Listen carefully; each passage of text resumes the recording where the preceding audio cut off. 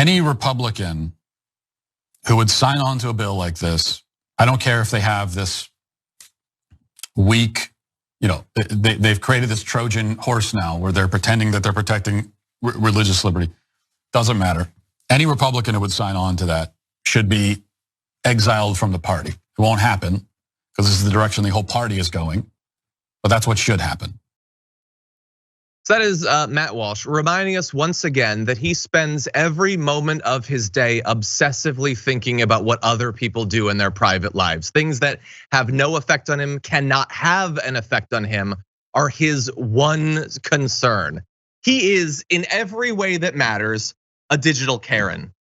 He's bored with his own life, and so he's got to get involved in yours, and especially, always, endlessly your sex lives. There is no one more interested in your sex life, including you, than Matt Walsh. I almost said Matt Gaetz. Depending on if you're a teen, maybe he's also really interested in your sex life. But no, Matt Walsh never stops thinking about what other people are doing behind closed doors. He's thinking about which ways you're pairing up. He's thinking about the status of your genitals. He just really wants to know what's going on with your life because apparently he can't get anything interesting going in his own life.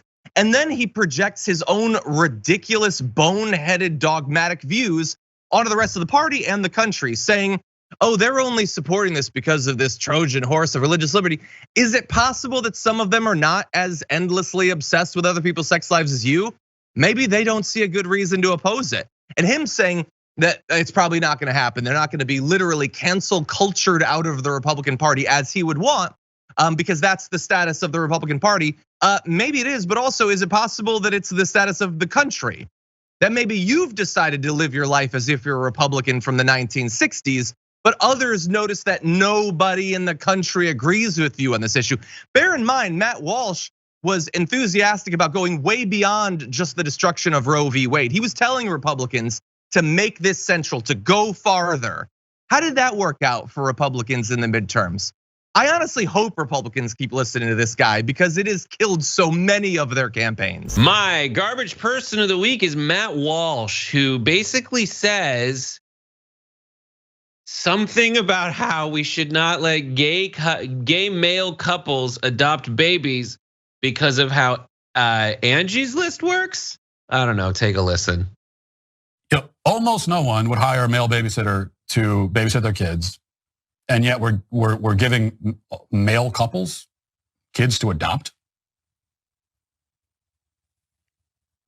Does that make sense? Like, would you have hired these two guys to come watch your kids for a night? If you were on, let's say you're on a, babysitting nanny service or something, someone's recommended to you maybe. So, oh, you need a babysitter. And you say, well, who you got? And then they name these two 30-year-old men. Would you say, okay, I'll have them come babysit my kids for 3 hours? Almost nobody would, whether they admit it out loud or not. And yet we're adopting kids out to. Before I get into the substance, he's got teensy milk hands. Those are my least favorite type of hands to know exist in the world. Like this teensy little milk hand that has never done a day's work in its life, that has never done anything. And also, let's get to the facts. If it is the case that no one would let a child alone with a man, there should be no heterosexual couples. It should only then, by your logic, be lesbian couples that are allowed to adopt babies. No man should be allowed near it. The fact that you, Matt Walsh, have 700 kids at this point means you're a groomer that just wants kids around.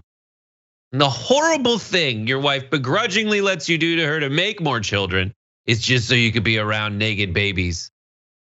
That is the warped, stupid logic that he knows is warped and stupid, but still espouses because he's the crass one, huh? I gotta step up my game. My company just offered Crowder 50 mil. And that's what I think I appeal to the misogynists in the room. Gotta up my game.